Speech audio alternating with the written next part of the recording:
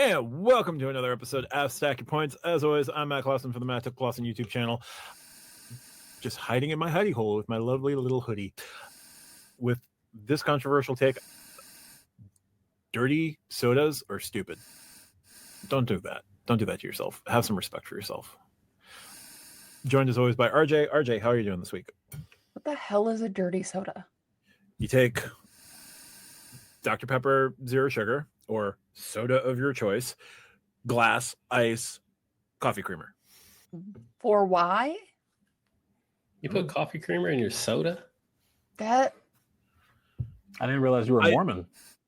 It's a Mormon thing, and it's catching on right now. And stop it. Just stop it. Stop it.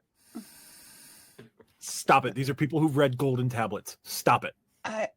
Look, like when I hear dirty soda, I thought it was like a specific like alcoholic beverage because that would at least make sense. But coffee creamer, people have some self-respect.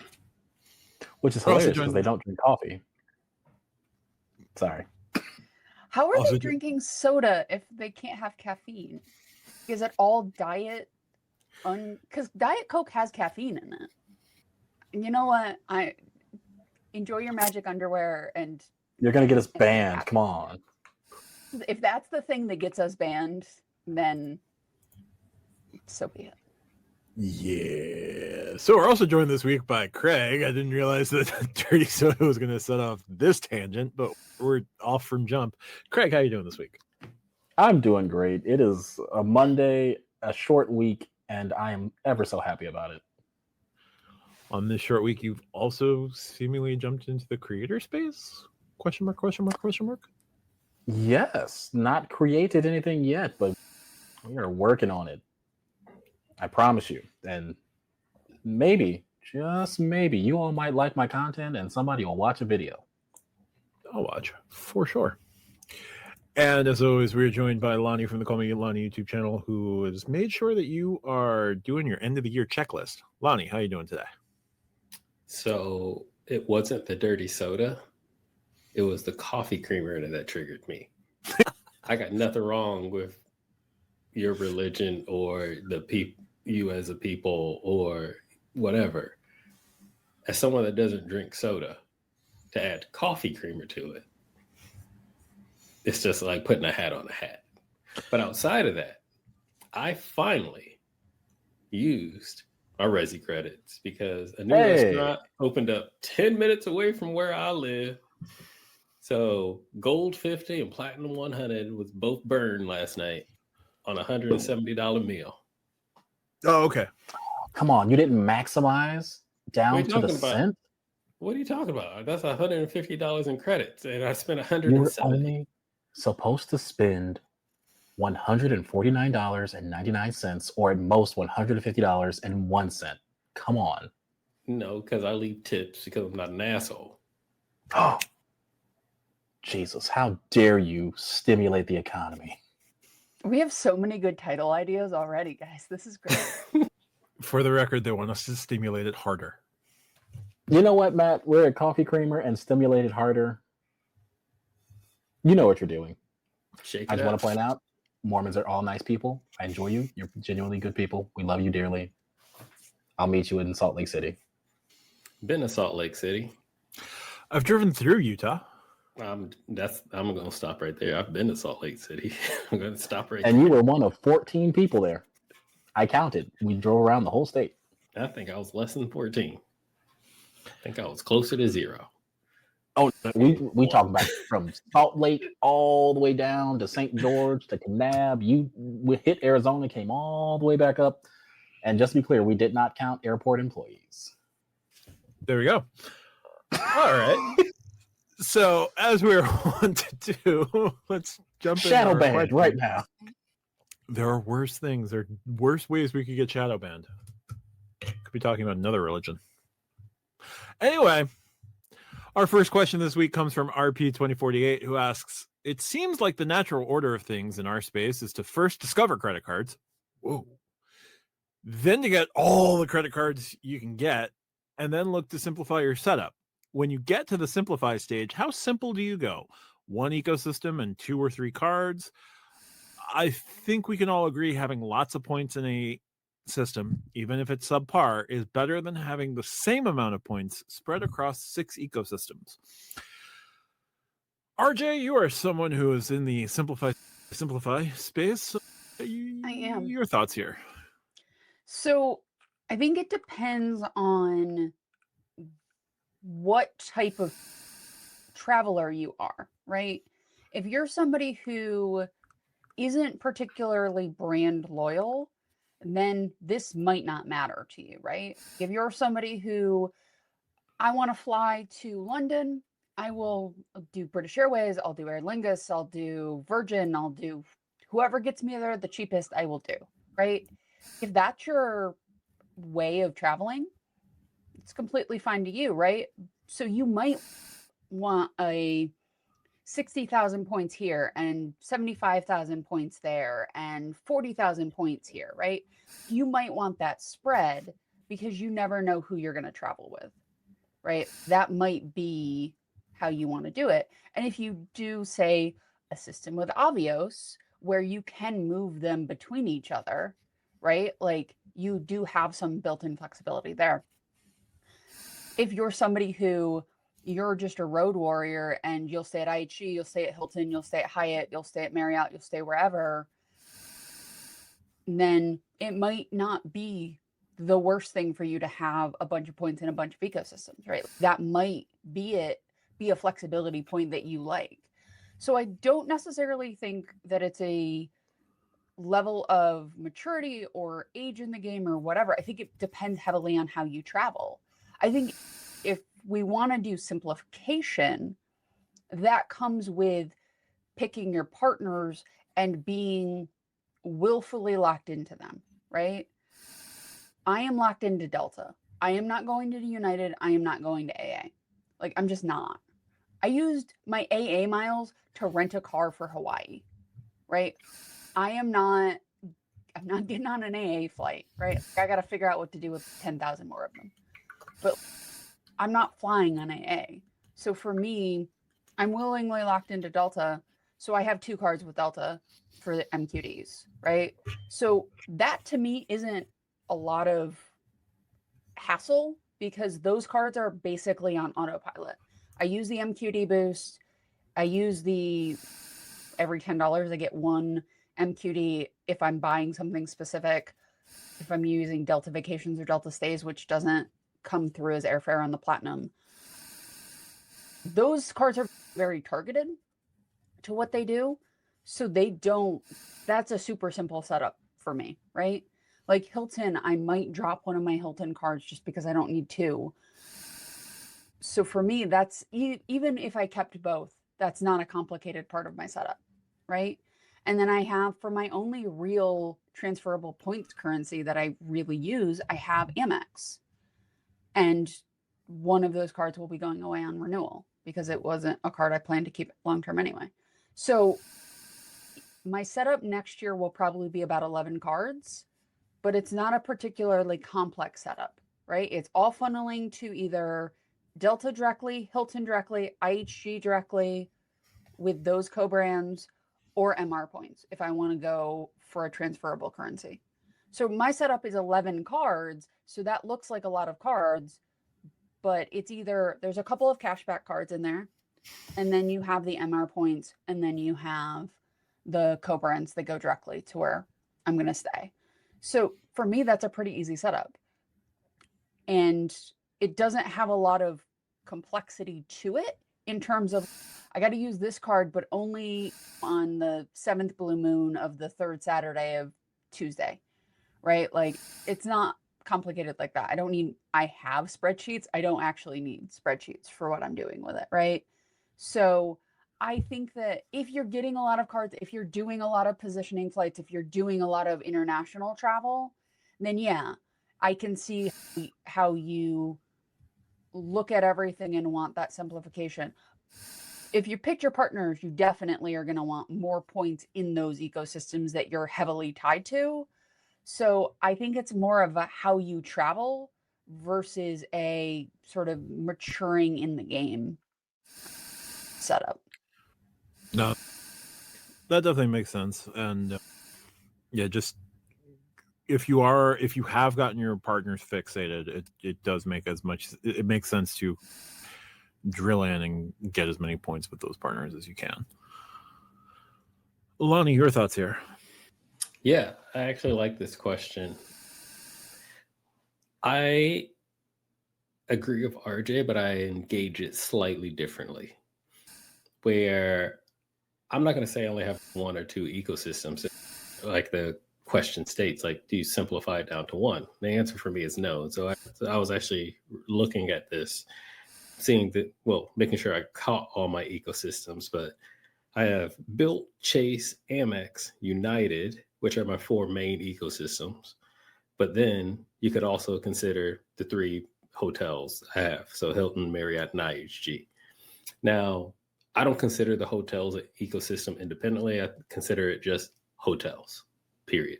They're just hotels. They're not an actual hotel ecosystem. But for me, that simplification came down to RJ and I's favorite line, picking your partners. I already have my partners picked. You already know what my airline is. That hasn't changed. It hasn't changed in almost basically my entire life. When I started with United, and then as I got older, I continued to choose United.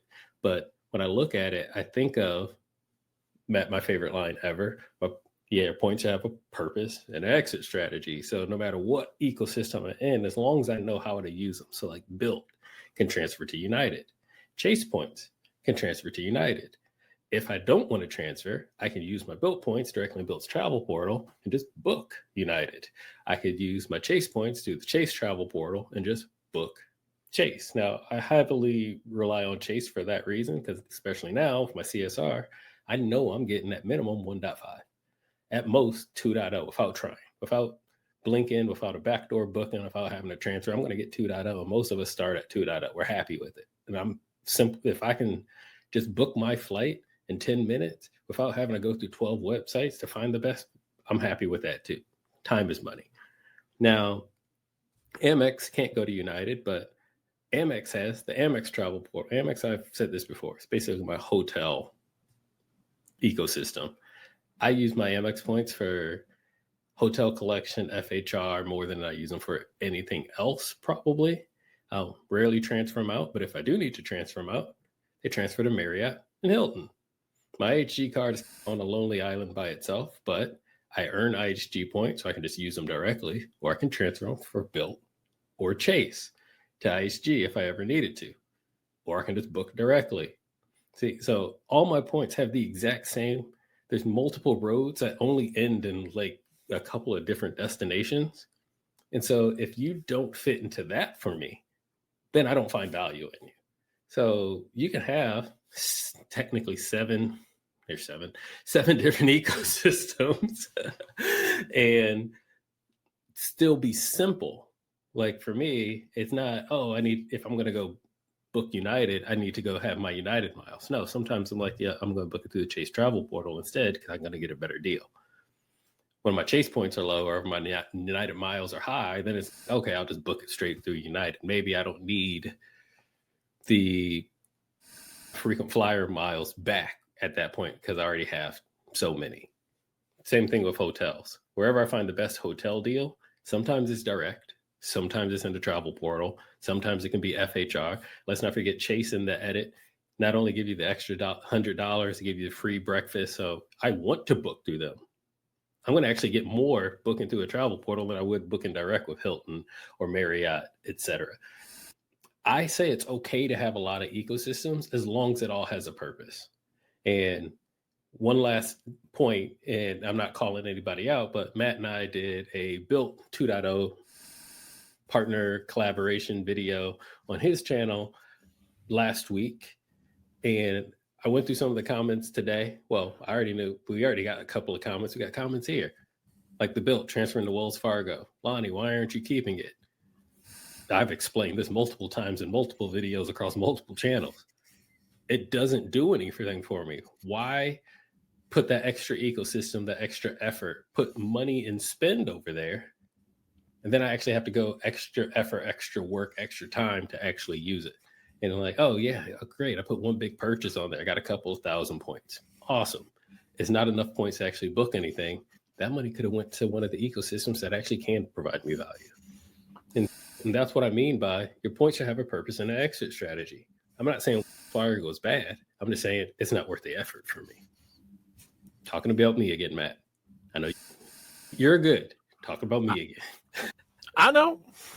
I was like replying on your behalf to some of those comments with the points just don't have an off-ramp for him. There's no place to put him for it. If Wells Fargo got United, then Lani might be interested in Wells Fargo. Yeah. And I've talked about this plenty of times before. It doesn't even have to be United. It just has to be something I can use.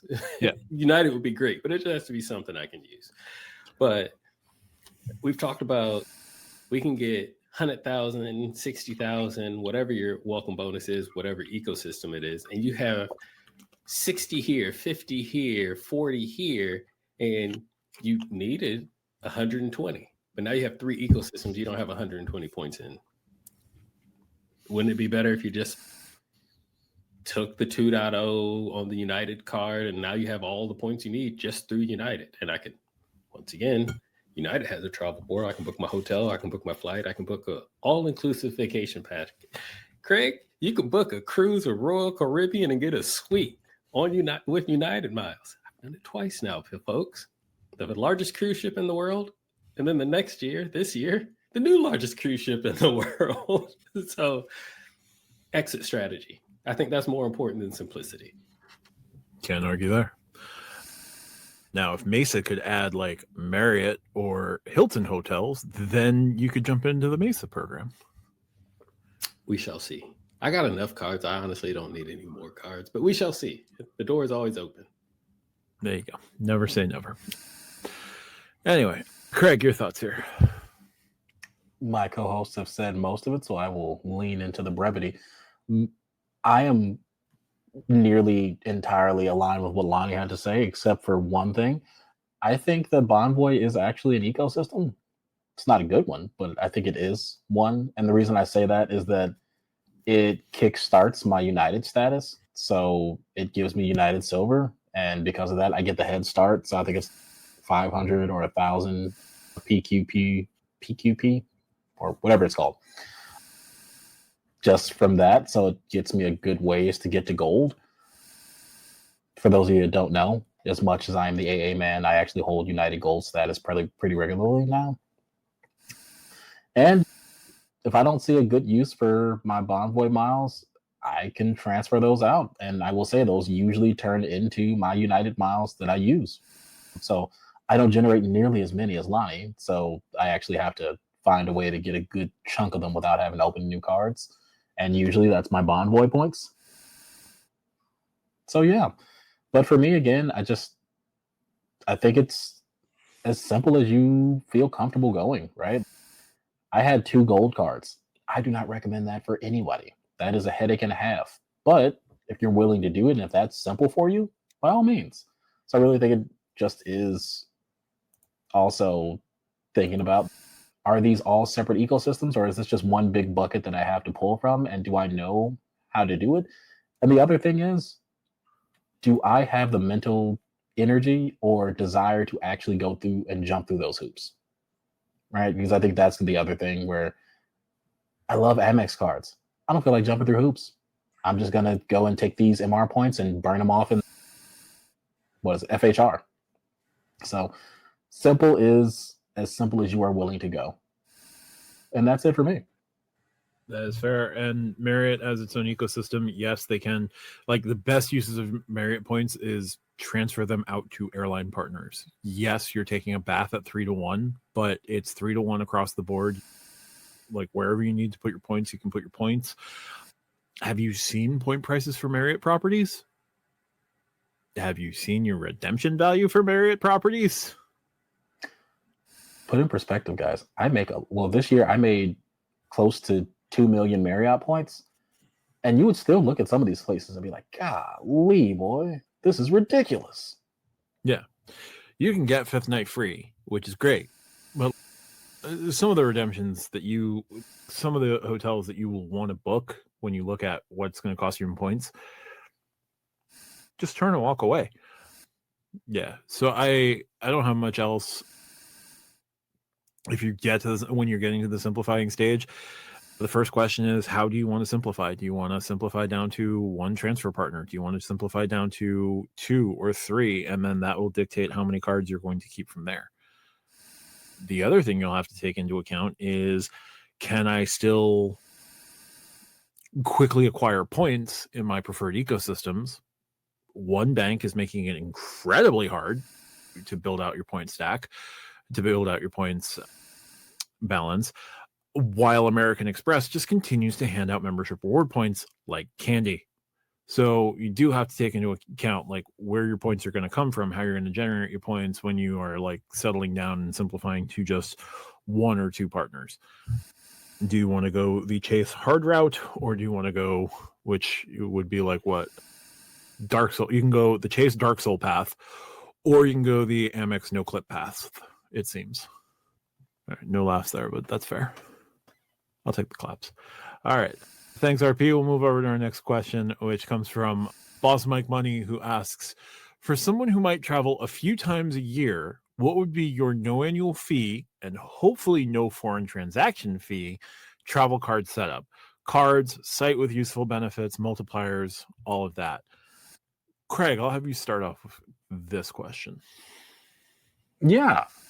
So when we're thinking about no annual fee, for me, and a few times a year, this to me says that you are not dedicated to a single brand. You could be, but I think having some free agency and ability to move around, because additionally saying that you're a no fee traveler lets me know that you're a little bit more thrifty and you want to pull the value out. I'm recommending 2 kind of portions of the portfolio here. The first is your hotel cards. I'm going to say Hilton, get all of them. Hilton, IHG, Choice, Bonvoy. You won't get super high status, but you will get some perks. You'll get, for Bonvoy, a little bit of late checkout. For IHG and Hilton, you'll get better points generation, which will help you cover things on the other end. Also, I'll say this too. We poo-poo hotel points aren't generating cards as a community, as a broad. Not any one particular person, but modern wisdom is don't spend on your hotel cards unless you're going to get a FNC or some random kicker perk. I will say 6x on Hilton Surpass for gas, groceries, dining, and other random things is really good. It is very nice. It is awesome. And if you'll say, hey, I want more flexibility, well, get this where the bank cards for me come in. And for me, I went a combination of Capital One and Wells Fargo. And the rationale there, those are fungible. If anything, I can cash those points out, and during a sale, I could buy 2 Hilton points % or 2 IHG points %. I'm just going to say this, and this was actually clarifying something I said earlier. Yeah, I made almost 2 million Marriott points. A good portion of that was me and my wife buying and maxing out and transferring those over to my account, and also a copious amount of work travel that I did in the first half of this year. Do not buy Marriott points. It is just very rarely a good idea unless you have a pinpoint redemption in mind. You're just not going to win out on Marriott points, especially if you're not on sale or getting like an extra 40 to 60% bonus on that. Choice points, I actually do not know if you can buy choice points. I've never actually tried to or attempted to buy choice points, but there you go. But with the hotel cards, it helps to fill in the gaps in your wallet. And keeping that in mind, Saver, it's not the Saver one anymore. It's just the Saver card. Venture one, and then Autograph for your phone protection, gas, dining, travel, transit, active cash in the Attune. I think realistically, if you have that combination with your hotel cards, you're covered for almost any spending category that you would have in normal times. And additionally, some really niche places that you will get some great multipliers on. I'm stealing Matt's thunder here, I'm almost certain, but the Attune 4X for theme parks and for Amazon is just like unreal. That is awesome. And I'm going to say this. If you are a no annual fee traveler and you are the type of person that only travels a few times a year, just stay away from business cards. That to me says that you are not the type of person that wants to deal with business cards, or that you want to deal with the possibility of something breaking and you not being covered with consumer protections. It's just not a good look. Now, you do what you want. If you want to have business cards, I could throw business cards in there, but I didn't feel right adding those into this offering of cards. It just didn't feel like this was a particular type of traveler or person that I would say business cards are a good fit for you, especially if considering that you're only traveling a few times a year. The sign-up bonuses for those things are far higher on average than what you would see for consumer cards, and especially consumer cards on no annual fee side. Just a Craigism, but I say stay away from business cards in this scenario. Nope, that definitely makes sense. Lani, if you're going to do this, a no annual fee, the occasional travel cards you do, useful benefits, multipliers, things like that. Yeah. Well, first off, I got to put a little asterisk on something that Craig had said, because the Hilton Surpass is $150 annual fee card. But the honors being 5x still ain't so bad. That's why I said the honors. I was talking about, I didn't say get the Hilton Surpass. I said get the Hilton card, the white one. I'm saying that the Hilton Surpass is just a good card. It is a good card. I'd actually consider getting it, even though I got the Aspire, because it is that good of a card. I actually like having both of them. It fills in like really nice gaps. I don't need another card, man. I honestly don't. I know you don't. I just don't need it. All the bonus categories on that card are already covered by one of my other 14 cards. But you could get another FNC and then turn it into an Aspire, and then you got 2, and then spend another 15,000, and then you got 3. I wish they would just let me liquidate an FNC until 60 to 100,000 points. Honestly, yeah. Yeah, I would like it to just be a number of points, and then I can just go book the premium room I want, to be honest. Yep. All right. Run into the Bonvoy problem. Let me get to the question. No annual fee and hopefully no FTF fee. There are 2.1 cards that I would consider. Actually, more than that, 3.1. First off, I can't steer you wrong with the Freedom Flex or Freedom Unlimited. Get one or both. You can't really go wrong with the same card except for what they earn when you swipe. The Freedom Flex, I actually do enjoy because I get more 5X bonus categories throughout the year that I can actually use. Some of them have been pretty lame, like good for others. If you shop at Old Navy, I don't. So that's not going to do nothing for me. But starting on December 1st, when it's PayPal, which is my favorite, that and Amazon are my 2 favorite categories of the year when those 2 drop, because PayPal is accepted all over online. It's a great point stack and it's instant 5X. But if you go with the unlimited, it's 1.5 basically on everything. Of course, you got your drugstores and your dining as always, but whatever. The point is they're cashback cards. So you can take those UR points, cash them out, and then use that cash out to go book something. You can't put it like this: cash out and then turn right back around and book something in Chase's travel portal, where you get that cash out points back with the inflated value because you're booking in the Chase travel portal. I think it's 5 now, or is it 7? I don't remember, because if I move all my UR points to my Sapphire Reserve, so no matter both of those cards, they all end up on my Sapphire Reserve because I get the most there. But either way, without that, there's $0 annual fee, and you still can get a whole bunch of Chase points and you get a lot of travel. The other one, built, got to do it. It's great. It's no foreign transaction fee. It's $0 annual fee. You're gonna get. It's a Sapphire Preferred kind of for $0. You get a decent travel portal. You get the 1.25. You're not going to get a points boost, but you're able to get so many points in so many different ways. It can be your dining card. It can be your dining program card. It can be your dining wallet card. It can be your shopping card. All of it. I got to give it credit. And it's $0, no foreign transaction fee. It is a pretty solid card for the way that you phrased that question. And as I had mentioned earlier, it's pretty universal. Who do you want to transfer? What airline do you want to transfer to? It's in there. What major hotel do you want to transfer to? You can, without any extra hurdles, hoops, nothing. So I'll keep this one simple and just say, go with one of the two freedoms, if not both of them, and a built card. Those three will get you where you want to go. And if you really want to get nasty with it, I'm not going to say the white United card is not worth it, but the blue one, the Explorer card, is $0 annual fee for the first year. I had a feeling you were going to sneak in that Explorer somehow, some way. If I can go back and get my first year, not that it matters.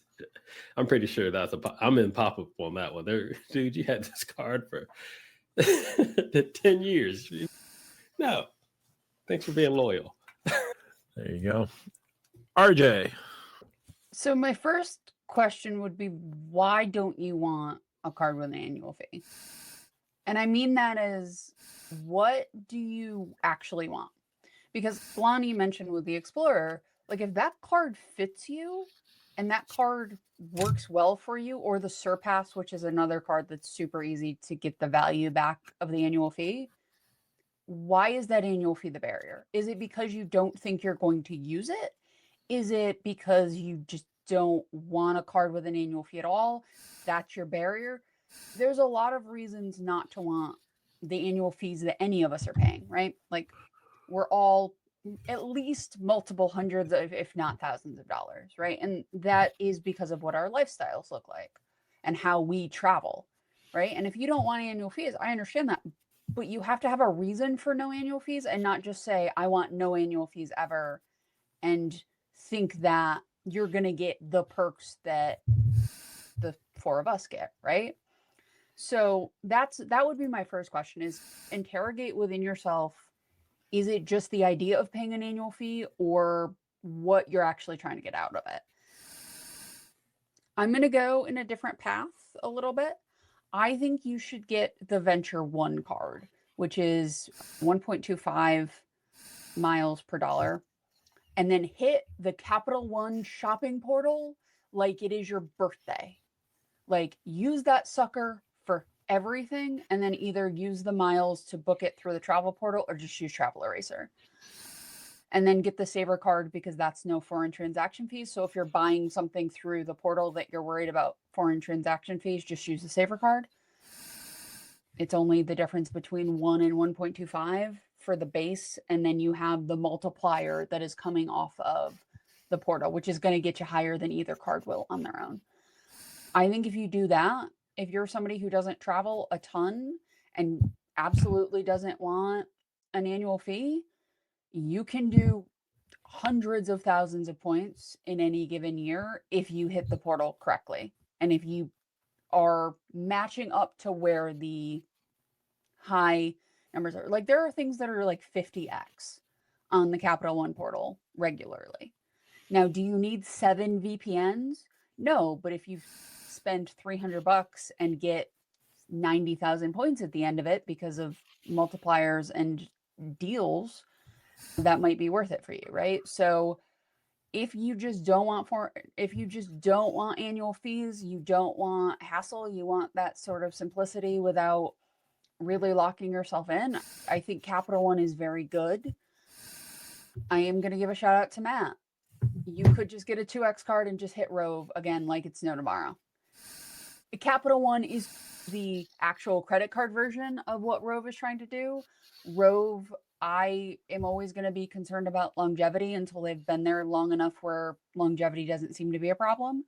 They're in the VC money game right now, so it's always a little bit concerning. Capital One, I don't think is going to fold tomorrow, maybe the day after, but not tomorrow. So I think you can do either of those, right? You can do pick your poison if you want to go through Capital One, if you want to go through something like a Rove or even Rakuten, but you have to have an MR earning card, so that becomes more of a pain in the neck than anything else there. You can do Rakuten and Built now, to one of Lani's points. So I think there are ways to do it, but I would interrogate a little bit of why you don't want a card with an annual fee, because you can get one annual fee card that does 9 things for you, like the Explorer could do for Lani, and you're paying a relatively small annual fee compared to the value you can get from something like mileage plus X, that bonus, or just having the perks that come with that card. So that would be my feelings on that. Real quick before you jump in, Matt, RJ, you made a really great point, especially if we're talking about for people that are in the early stages of just getting started. I know I talk and preach about picking your partners. Man, if I was a newbie in the game, starting fresh, early 20s, if you will, just pick your ecosystem at this. There's all these ecosystems did not exist when I started, in not just credit card, but travel in general. You can just pick an ecosystem, and there's so many out there now, even though large established ones, the big banks, and then you have Matt with Rove that's getting started. Sure, they'll be great over time. Mesa, that'll be great over time. Built, we've seen what they can do in half a decade. Pick an ecosystem and just literally go gangbusters with it. That's all. Go ahead, Matt. No. Also, Amex shopping portal. Please just give me. I know we have Rakuten, but I want a direct Amex shopping portal. Yeah. Without cookies, so I can stack it with Rakuten. Yeah, absolutely. They're not going to give it to us, but I can have a dream. I think all you're going to get is Rakuten, honestly. No idea what Instapage is. Anyway, I could give you the simple, quick, silly, cheap, get yourself a no annual fee, 2%, a flat cashback card like the Fidelity Rewards card or PNC's flat 2% card, and then just go ham and Rove, which, sure, and insert my new Rove disclaimer. They give me points from time to time for moderating one of their Facebook pages. But here's what I will say. If you are interested in getting into point transfers, I don't love the Capital One Venture one, but it does give you the ability to transfer out to partners at 1.5. You pair that with the Saver card. You've got 2 cards with no foreign transaction fees, no annual fee. Go ham from there. The Autograph is the only Wells Fargo card. Well, the Autograph and the Autograph Journey, but the Autograph Journey has an annual fee. The Autograph has no foreign transaction fees, no annual fee. You can go from there. The Built card has been discontinued for applications until February, because Built can't. January. Yeah, because they can't just tell us like when the event will be and all of that. It's just you're going to have the ability on that day to pre-apply for the new card and all that. But Built was a strong option with no annual fee, no foreign transaction fee, and some pretty decent benefits on the card. If you're going to be serious about no foreign transaction fee, but you want to not serious about no foreign transaction fee, serious about no annual fee, one thing I will say, spend a little bit of money, but get yourself a general travel insurance policy. Buy the one from Allianz or buy a policy that will work for you. This way, everything's covered as well as it can be. You don't have to worry about that on being a feature of your credit card. You don't have to worry about anything. Like, it'll give you a sense of security. Go for that. If you're looking for point transfers, something like that stripped down Capital One Duo would work. The Autograph can work as a no foreign transaction fee card. You're not going to get groceries, but who cares? I don't. But you can pair it with the other Wells Fargo cards. Shopping portals, you can do Rakuten and pair it with Built, or you can do Rakuten and pair it with membership rewards, except in no foreign transaction land. No annual fee land. Your option is then to apply for the Blue Business Plus or the Blue Business Cash, because that's the only way to get a membership reward point. No, sorry, Blue Business Plus, because that's the only way to trigger the membership reward point option. So business cards probably not the best way to go.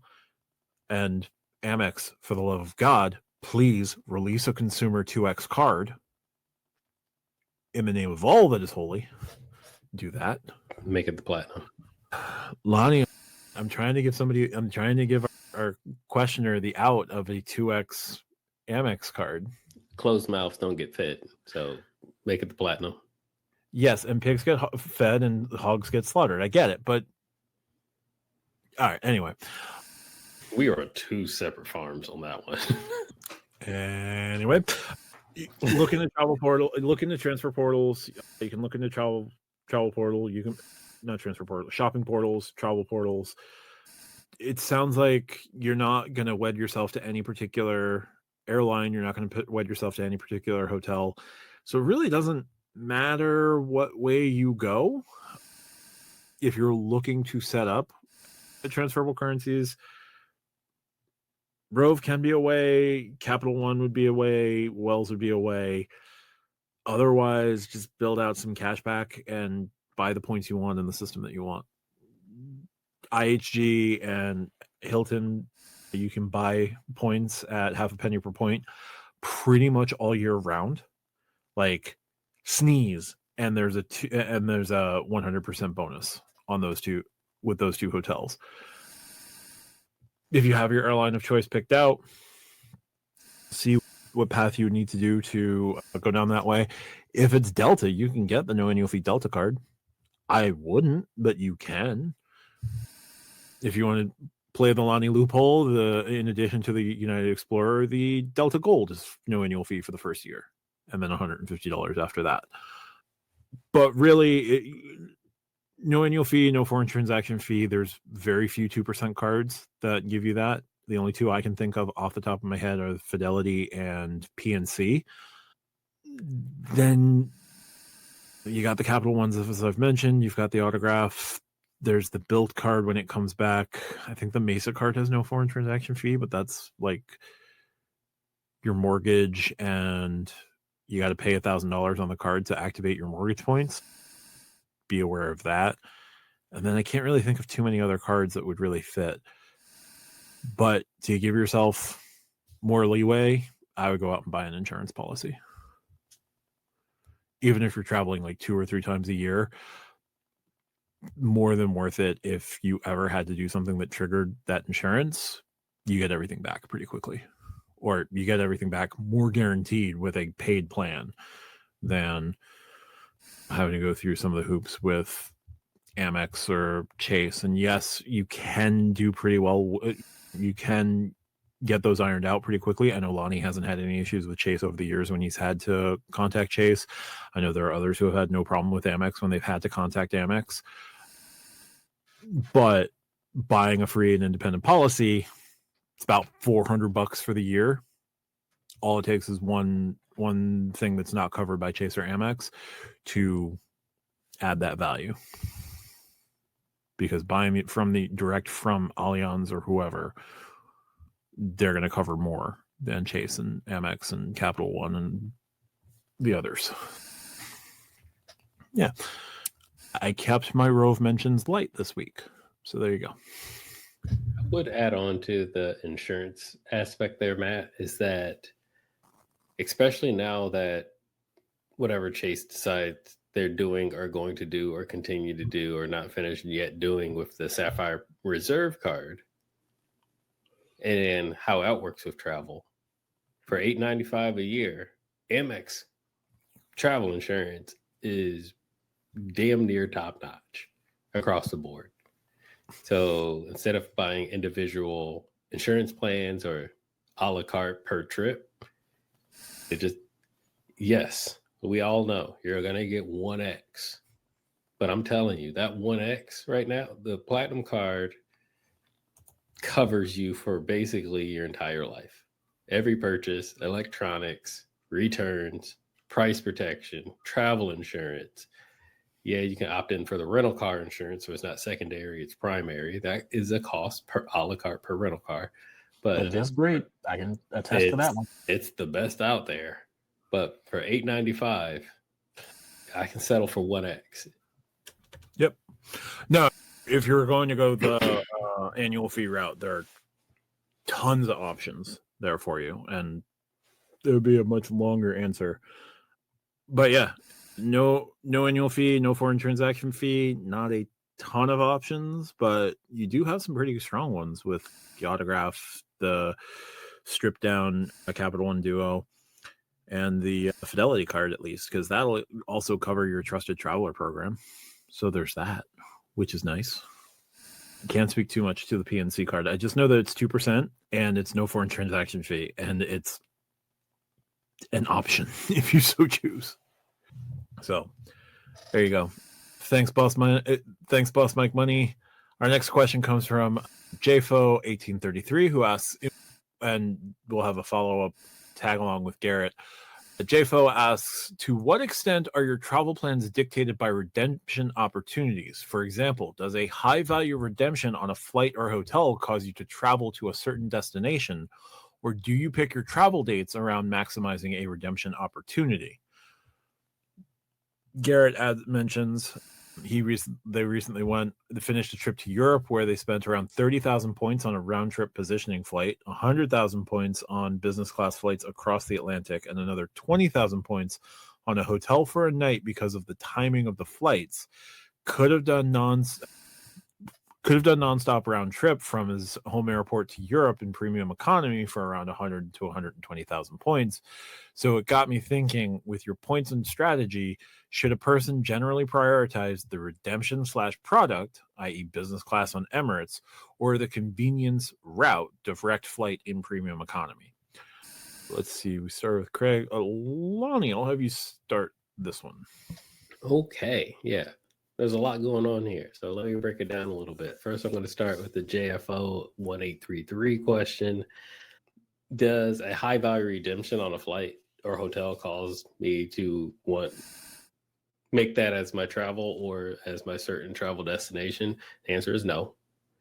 I don't really care if it's a great deal if I have no business being there. I'm not just going to, oh man, I can fly to, I'm just going to say Salt Lake City because Matt brought it up earlier.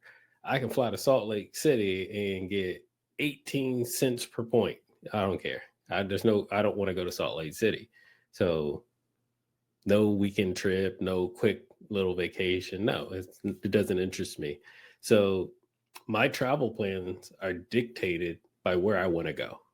Now, I'm only going to go places I want to go. Even if I get offers from United all the time, hey, you can fly to XYZ for 7,000 miles. I'm like, oh, that's a great deal. I have no interest in going there. So burn it, let it pass. Thanks for the offer, whatever. But when I do choose where I want to go, time does come into a factor. And that's what is the real decision maker, is the timing of it all. Now, granted, I am still very flexible with my timing because my son is only 3 years old. So taking him out of pre-K, he knows probably more. We're on like first grade level reading and math at the moment. He's only 3. He can skip colors and stacking blocks this week. It's cool. Like, we're all right. So I still have that flexibility until he actually gets in the true school system in another couple of years. With that, now that I know where I want to go, I can pick the time that I want to go. i.e., I don't have to follow the summer school schedule, the spring breaks, and all those other things. And so now I can say, hey, this is a good time for us to go, and then find the best opportunity once I get there, whatever that redemption just happens to be. Will it be 18 cents per point? No, but I'd rather have the time when I want to go on my terms versus whatever the promo or whatever just so happens to be. I think that's everything for the first side. For Garrett's side, on his question, when I think of a strategy, once again, it also goes back to time. If I can get there nonstop, I'm going to take a nonstop.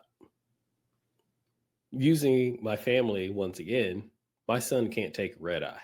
I'm not going to do that to him. I'm not going to do that to me. Definitely not going to do that to my wife, trying to have a screaming toddler that can barely sleep on an airplane, and then we land and then try to have a whole day. No, the next 3 days are burned. We're just in the hotel trying to catch up on sleep and keep him from having a temper tantrum because he's exhausted. So once again, going back to timing, First off, yes, I'm going to take the nonstop. If I can't, yes, we'll take a connection. I have no problem taking a connection. But at the same time, thinking of, I want to go to the UAE, which is something I've actually want to do. I mentioned this in a video before. I'm not taking him across that. He ain't going to handle no 16-hour. And that's just the flight, which means that's a 20-something hour travel day. If that, maybe even pushing 30. Yeah, he can't handle it. So either I'm going solo or he's not going. But we're all not going together. But I try to get the nonstop flights more than anything. And the reason why I'm bringing this up is because you put the business class like on Emirates aspect. I've already mentioned I'm United loyalist, but thinking of the UAE, and that's the reason why I brought it up, I can get a nonstop on an Emirates flight or Etihad flight. Probably, well, definitely more than I could on a United. United currently does not fly to the UAE direct. They will start in 2026 for y'all that don't know. So might as well wait, but that's not the point. That's when I start looking outside of United, seeing what the type of options, because the convenience, the travel day, all right, RJ, travel day is important, but the amount of time as well. So screw the points. Like, oh yeah, I can get this flight 50% off, but I got to leave at 1 a.m. and have to take a positioning flight. Kick rocks, go pound sand. Not doing it. You and your mama. It's not going to do it. I will happily pay a little bit more to go to the airport down the street and leave when I want to at the right time of day.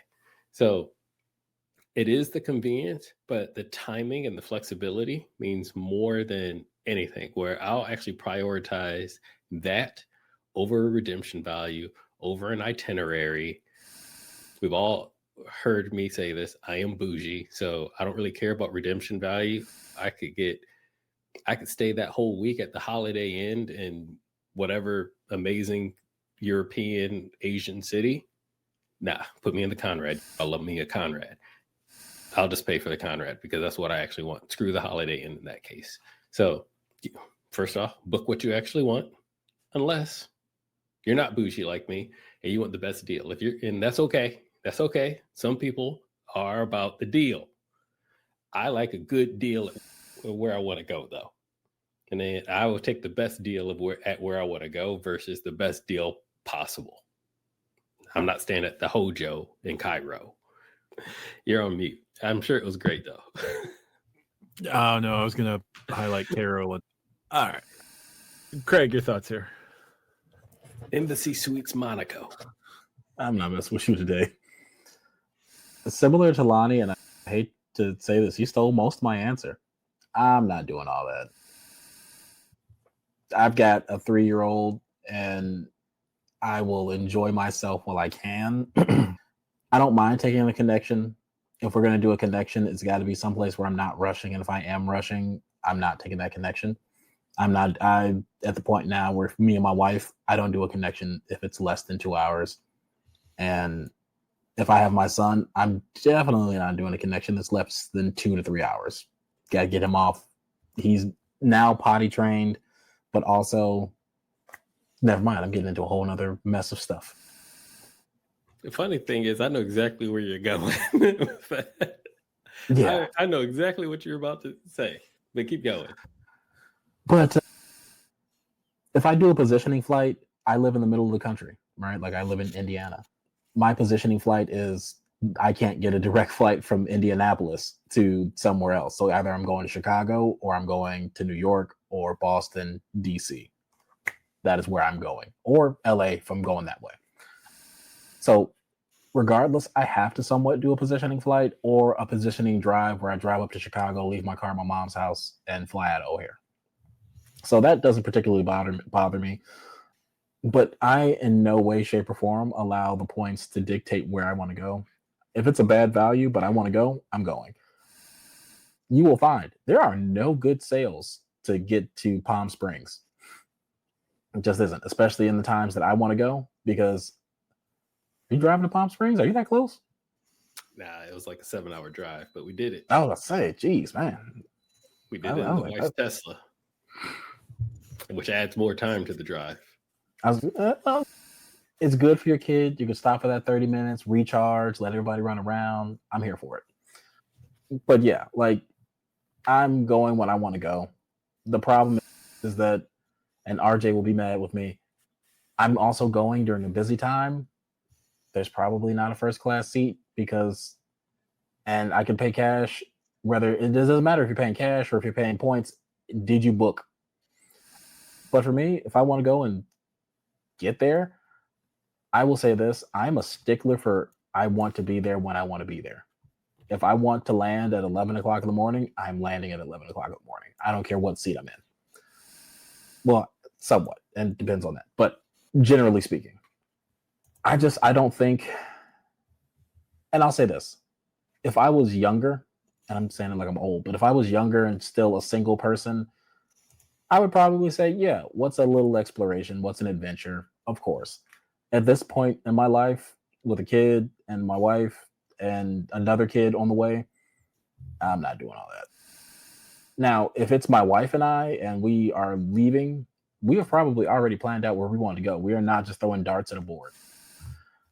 But I also want to say this: you travel what you can afford. And this is not a shot. This is a very clear, concise. Don't allow the credit card community or credit card game to spend your money for you or spend your points for you or tell you how to spend your points. You need to be able to say, I am comfortable with this because this is a choice that I want to make, not because Craig or Lani or Matt or RJ or any other number of creators said this is a wonderful place to go, right?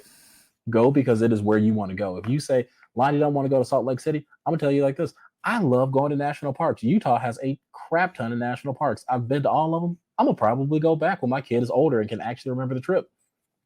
Again, I don't have Delta miles, but Delta is darn near the only place that is going to give you a direct flight into Salt Lake City. Right? Even for Lani, he's probably connected in Denver, which is wild because that's like a 2-hour flight for you. Right? So go where you want to go, guys, and enjoy it. Right? If you want to spend the 30,000 points for a repositioning flight because it'll let you get someplace that you want to explore somewhere new, by all means, do it. Like, at the end of the day, like, this whole thing is about joy and memories and like the stories that you're going to tell later. If the good story that you're telling is, oh yeah, I was supposed to go to Jakarta, but I got on the wrong flight and I ended up in Iceland for 3 weeks, so be it. Right? That's where your points took you. Now, granted, Jakarta, and I don't speak Iceland. I don't know what the language is called. Is it Icelandic? Yes. Okay. I do not speak Icelandic, so I'm not going to butcher the names of their cities. But if you ended up there, you probably saw John. You all hung out. You had a beer, and it was a good time. That's just my take of it. Enjoy the trip, regardless of how you want to do it. But for me personally, it's not happening like that. Is that how you say that? I love how you'll go to Salt Lake for the national parks. Mother Nature and I have never gotten along, but I would go to Utah for the solar farms just to go see them. They're massive. I know, right? For hundreds of miles. That's the tech nerd in me. I will happily go see the solar farms before I go see some more trees. You know what's crazy though? You'll go for 300 miles and they will say there's no emergency services, but you'll see hundreds of miles of solar panels. Good. We need more of them. Cover Montana. I agree. I would actually go to Montana for nature. Buttes are cool. I had a friend that lived up there, and she would always send me photos of the glacier, like literally like in her backyard. Also, never went though because I don't have hiking boots, and Mother Nature and I just do not like each other. You don't want to hike in a pair of Lightning 4s? Nope. Moving on. All right. RJ, I think it's your turn. So I don't let redemptions typically dictate what I'm doing. What I will say is sometimes if I have PTO I want to burn, or if it's like a long weekend and I want to do something, and I am equally happy going to place A and place B is a much better redemption than place A, I might do it. Right? But I am also traveling primarily by myself. I don't have a partner. I don't have kids. So if I want to just go, I can just be like, yeah, if it's New Orleans or Austin, generally the same area of the country. If one redemption is really strong, I have a FHR credit to burn, something like that, and the other one is fine, but I don't have a particular reason to be in any city other than I just want to get away or I want to take a week of PTO to myself, then that is when the redemption comes into it. If it is I need to take this week instead of that week and I need to position this or position that, I'm not going to do that. I'm not going to take a positioning flight because I have to then get back through the positioning, right? If I'm going to fly out of Boston, I have to get to Boston, which is not hard, but it means when I'm coming back from the trip, I have to go through Boston again and I might want to just be home, right? Yes, it's part of the trip. I'm not a positioning flight plan. I also fly domestically. So I'm flying to Atlanta, LaGuardia, or Detroit anytime I leave my home airport, which means that from there, that's my positioning flight already. Like those 3 airports will get me anywhere else in the country. So I don't really need to take a dedicated positioning flight. So I think that as far as do I let it dictate me? Not really. I'll look for a deal every once in a while if I want to go explore something, but it's not the driving factor. As far as product redemption versus convenience route, I think if you get the redemption of your dreams and want to go do a thing and you will probably not see that redemption ever again, do it. If it's the only thing you want to do is that the first classiest of the first class ever again, then maybe don't do it because you're going to spoil yourself and you're going to make me and Lani look like plebes. So it depends on who you are, right? If you can never top that experience and that is going to make traveling not as fun for you, sometimes not taking that incredible redemption and flying the hotel in the sky might be a better option. So it depends on those little peculiarities of who you are as a person. Personally, I like my travel day is sacred, and that means getting into my local airport and going immediately to the Hilton by my local airport. So I am not driving home at odd hours because I live in the land of the white-tailed deer. And when you live in the land of the white-tailed deer, you know that highway at midnight is not where you want to be because deer like to hit the front of your car with their whole bodies. Why? Because doesn't matter that there are deer fences on both sides of the highway. They will find a way. They are the Jeff Goldblum, life finds a way. That is the white-tailed deer motto. So I go to the lovely Hilton and sleep for some hours and then go home. So I'd much rather do that and pay more than get this awesome redemption and then have to deal with that other stuff. So that's that. But that is me. That is who I am as a person. Who you are as a person might be different. That's okay too. Yep. That makes complete sense. With these questions, it boils down to the age-old question that you have to ask yourself when you're starting in the points and miles journey is, am I someone who can have a flexible schedule? No kids or school calendars to wed yourself to, depending on what do you have a partner? What's your partner work schedule look like compared to your work schedule? Are they able to get PTO easily? Are you able to get PTO easily?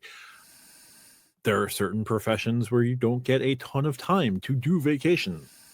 There are some professions that have complete months of the calendar available to you. If you have to do if you have to do a hard set of days, trying to maximize your return on those days makes a good amount of sense, right? You want to get as much value as you can. So if that means doing a positioning flight and getting that 100,000 point business class versus doing 120,000 points for premium economy, that makes all the sense in the world so that you can diversify your points out. Garrett, in his example, had 150,000 points in the itinerary that he created. versus just booking from his home airport in premium economy. So not as good a seat experience as opposed to international business, transatlantic business. And for 30,000 points less than what he got for a positioning flight, business class, transatlantic, and 20,000 points on a hotel for a night because of the timing of the flight. Now, I don't know what the rest of that vacation itinerary looked like or how long that vacation was, but he probably got more value out of his 3 steps. I can't get away with doing that when I'm traveling with if I'm setting up family travel. I have to set up like flights for 3, and if it's 100,000 points by yourself in business class, I got to set up 300,000 points in business class. Actually, I can't do 300,000 points in business class because I don't know if I can trust my child in business class sitting in the seat by themselves at this point. So that kind of takes business class off the table until I can trust them. And while she's very good, has been very good on planes so far, I don't want to have them set up in a little pod seat by themselves that's lay flat and not be able to just walk over whenever I need to and take care of them. No. So I got to settle for the premium economy. Now I end up potentially paying more points for that, but that's just the way it's got to be. There's multiple ways to play in this game. One way is just to be flexible and just go pay with points and go wherever you want, whenever you want, however you want. If that is you, cool. If that is you doing it legitimately, even cooler.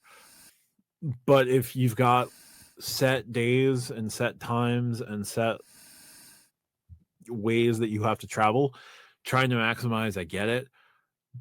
But sometimes you do have to ask yourself, like, is the positioning flight worth it if I'm going to lose a night of vacation just doing this positioning flight, spending at burning a hotel night in order to do like this better flight overall? If you do the 120,000 points in premium economy, guess what? You're doing premium economy. You're getting where you want to go. That's an extra day wherever you want to go, or that's a day of recovery from where you want to go. But that is more time in country wherever you're going, as opposed to doing the positioning flight down, getting a hotel, then doing that epic redemption on business class. So it does set up a lot of different scenarios. Like if you're traveling with your family, remember you're booking X number of times more than what the initial ticket cost will say. So you found an awesome redemption for 70,000 points in lie flat business class. Sweet. Do you have 210,000 points if you have a family of 3? Do you have 280,000 points if you have a family of 4? Are you able to easily move 280,000 points with your family of 4? If yes, great. Go forth and have fun. But remember, that is 280,000 points one way. So you really have 560,000 points to have the same trip coming back. Like that is one of the things that we don't highlight enough in the space. Like when we talk about the redemptions that we do, a lot of times it is solo or two-player travel where it was me and my partner, and we did 140,000 points out and 140,000 points back. Great. Generating 300,000 points, I'm not going to say is easy, but it's easier than you, your partner, and your twins. Because that 140,000 points out became 280,000 points out. Now, can you generate 600,000 points with the way that Chase is locking things down, with the way that Capital One doesn't like people having credit cards unless like they're really early in the game, they can exploit them. Citi doesn't do huge welcome offers, doesn't do referrals, doesn't do major exploits, but people find ways to exploit Citi.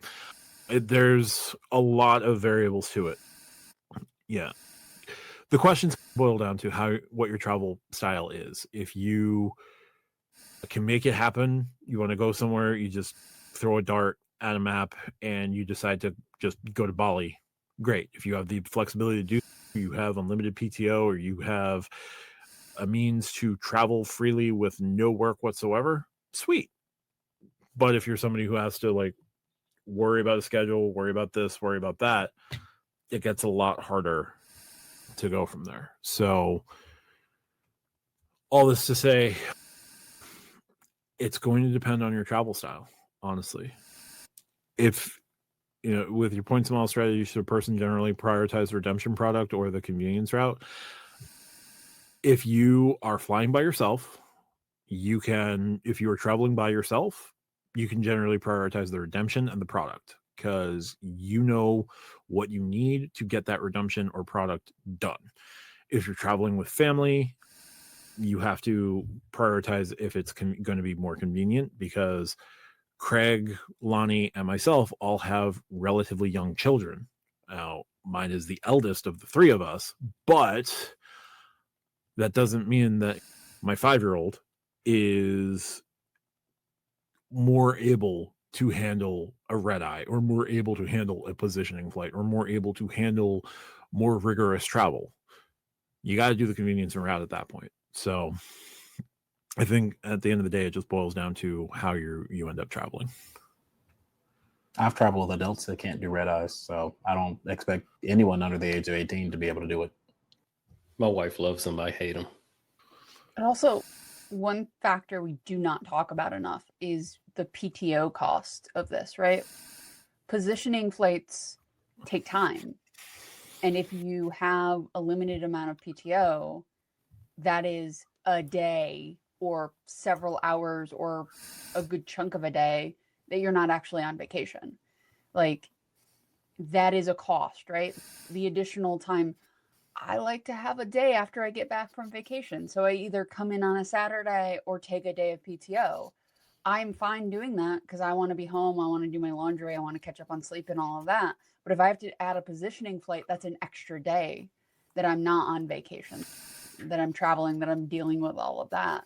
So most people are not going to have the amount of PTO, especially if they have kids, especially if they're dealing with all of this other stuff in life, to always have the ability to do things like positioning. A lot of people can't work from the road.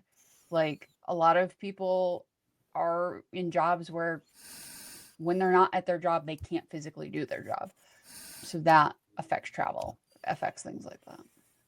So thanks, Garrett and JFO. We'll move over to our next question, which comes from Double Animal Fries, who asks, what does your prep for a trip, personal, not business, look like? And honestly, it's going to depend on the length of the trip, and it's going to depend on, am I doing it by myself, or am I doing it with my family? If I'm doing it by myself, I usually do weekend trips, just stuff my duffel bag, go. If I'm flying, make sure I have enough for the trip and go.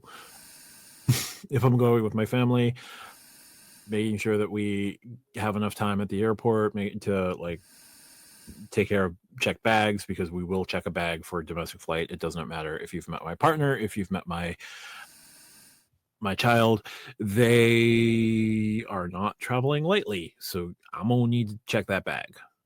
I can't do the personal item and a carry-on and be happy. No, not when I'm traveling with my family. But realistically, it's just make sure I have enough clothes, or make sure that I have a way to, if I can scale down my clothes, at least make sure I know where I'm going to be staying. If my hotel has laundry as an option, be able to utilize that. 9 out of 10 times it doesn't.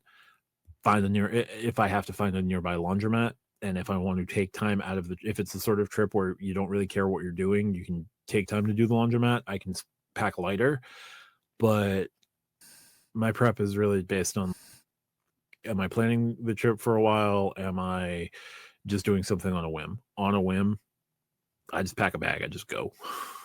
I'm scarily incompetent, seemingly, with my weekend trips, because it's just, I packed my bag. I have my MacBook. Cool. I'm just gone. I'll see you guys later. I'll be back on Sunday. Peace. If it's with my family, it's a little bit more structured, but it is what it is. Craig, how do you prep for personal travel? So for solo travel, it's actually not too different than my work travel. I live and die by my tech. So if I don't have a laptop with me, which just to be fair, I love my new laptop. I have an M4 Ultra, and then I just bought my wife an M5 or M5 4 Max, whatever it is. But that sucker is heavy. So I have an iPad with me. Also, I'm big, so it's heavy, but also like, meh.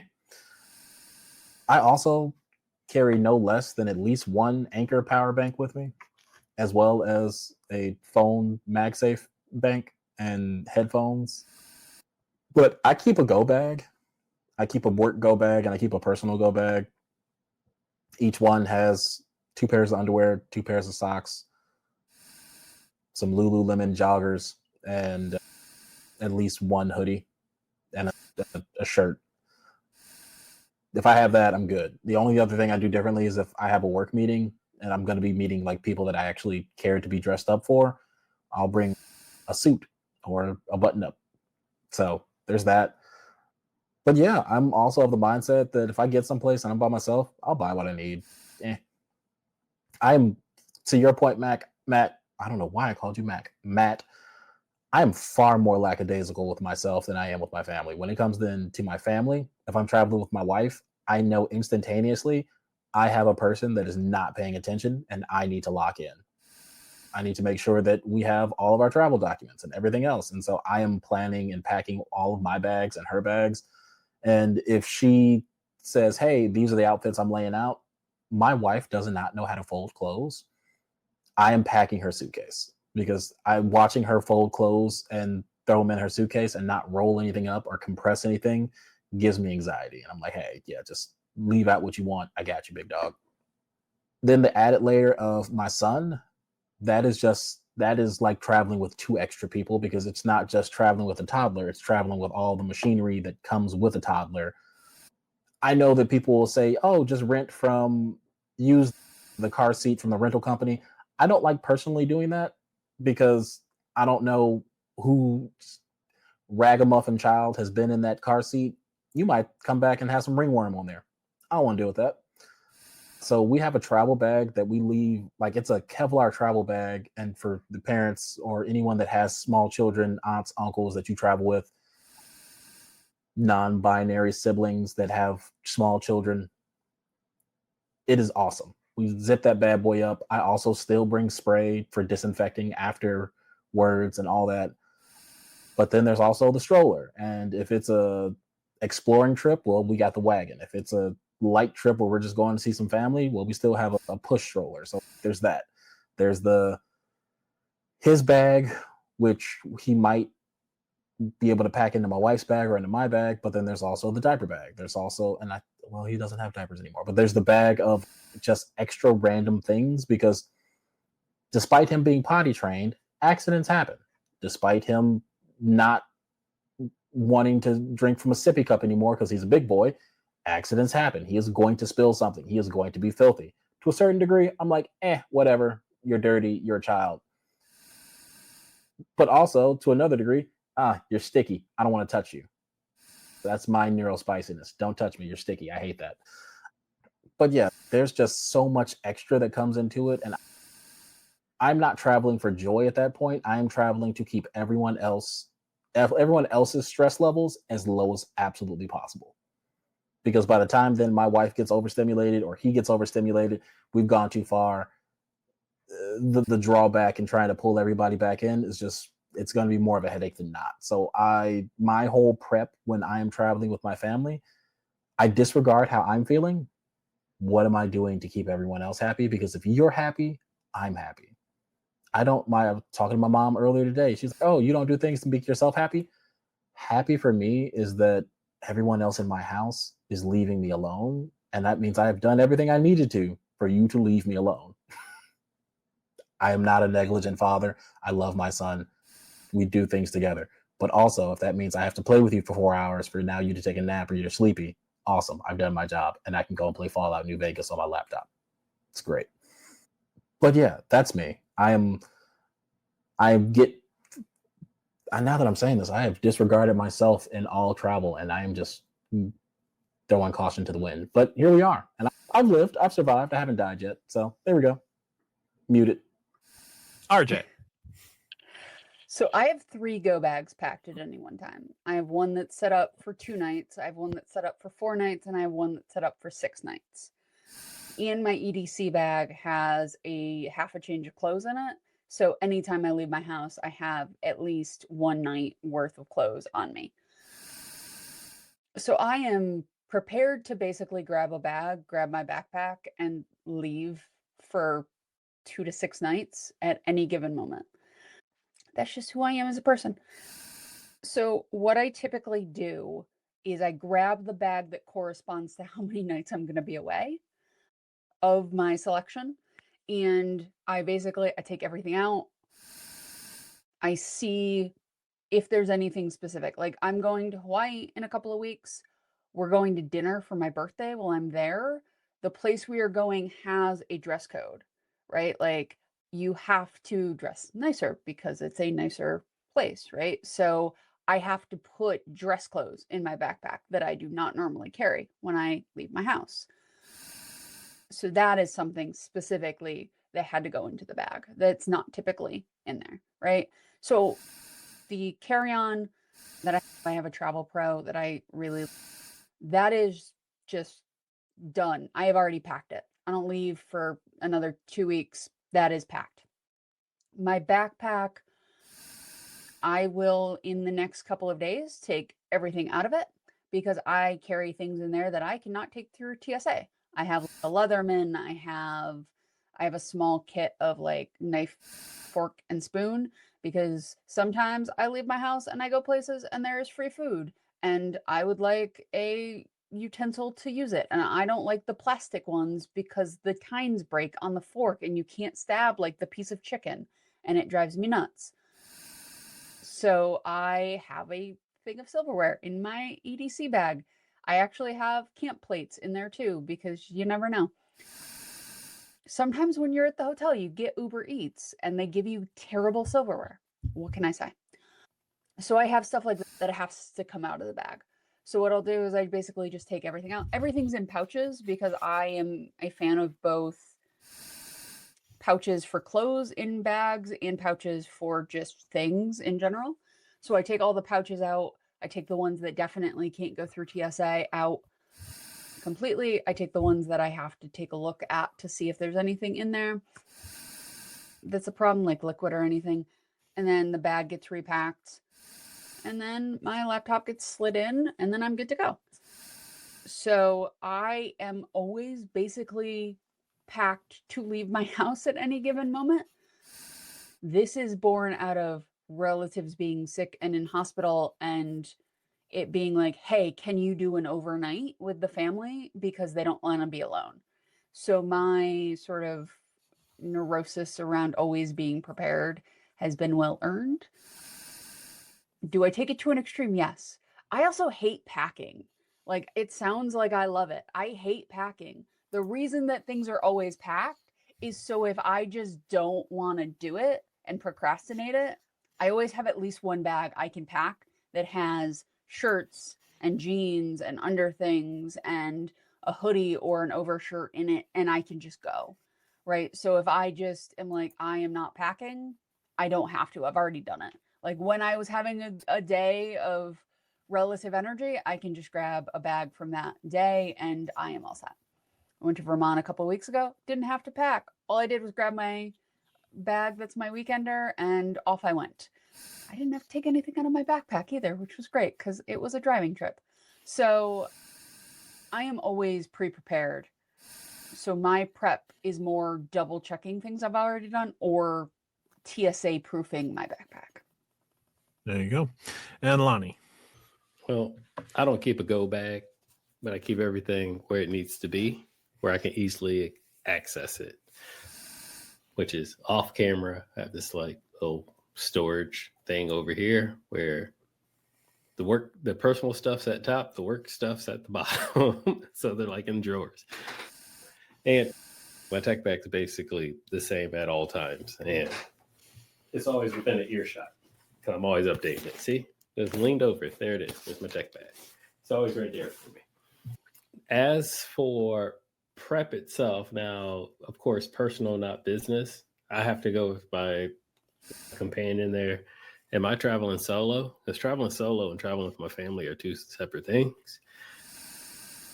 And everyone else went through, like the physical stuff they're taking, not how they actually plan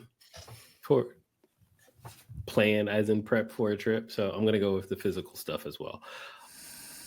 Very similar, almost one, because I actually travel so much, even on the personal side, is everything already has a place. So I know how long I'm going to be, what I can put in, what bags we need to take, etc.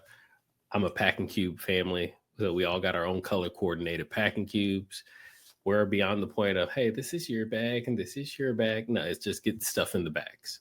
Just as long as all the stuff gets in the bags and the bag shows up, boom. And I like to go with as little bags as possible, because guess who has to push and carry those suckers through the airport? So we are going with the most minimal amount of bags as we can possibly can. Make sure we got backpacks or the car seat. I actually use a Wavy Pico portable travel car seat. Weighs like 8 pounds. It's great. It's big, but it's light and it's great. It has a little strap on it that you can put over the handle of the suitcase. So now I can push 2 things at once. You can actually do 3 if you know what you're doing and you're a pro in the airport. So those types of things. Sorry, Matt, I'm taking my own car seat for the same reason that Craig said. I don't trust folks. I just don't. I don't have the mental capacity to pack a personal travel car seat. I'm sorry. But I say that because, like I say, everything's in its spot. So, of course, I don't keep our suitcases in here. They are literally in our garage under my feet. But where are we going? How long are we going? How many packing cubes do we need? Boom. And it's just, I know what bag to get.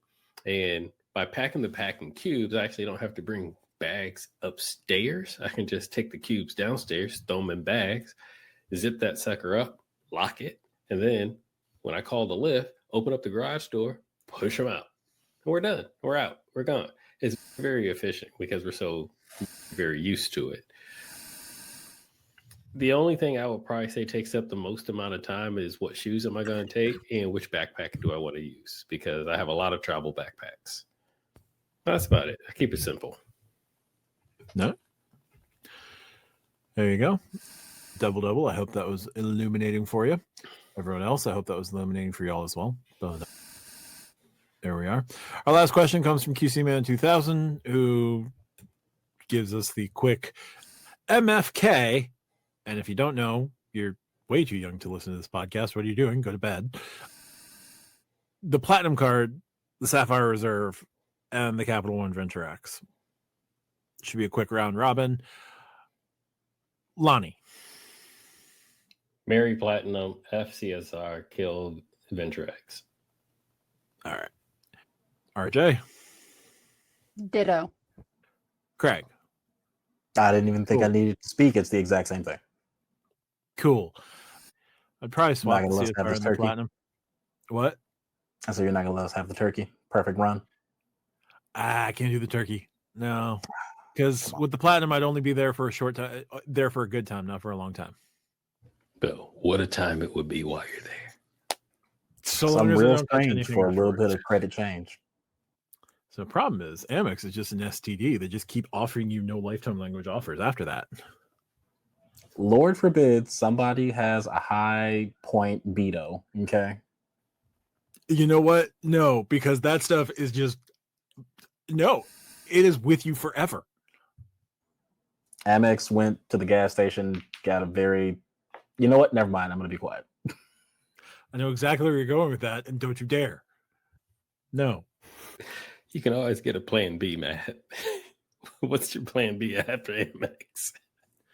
I'm not worried about the plan B. I'm worried about the penicillin I'll need for life. No lifetime language popping up like a kid that you didn't know about. Or you could be a bum and you knew about it and just, you know what? Again, I'm going to be quiet. I'm done. I can't. You know what? Moving on. QC Man, thanks for that quick entertainment. I think we like to close out by mentioning our Diamond members and any new members.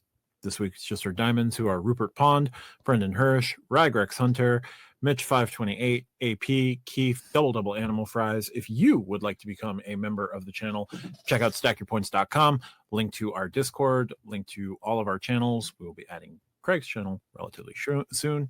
Craig, looking forward to your first video. But links to Lani's channel, my channel, Craig's channel, and the Discord all there. You can become a member at stackyourpoints.com, and we greatly appreciate your time. Thanks for watching. Talk to you soon. Bye for now.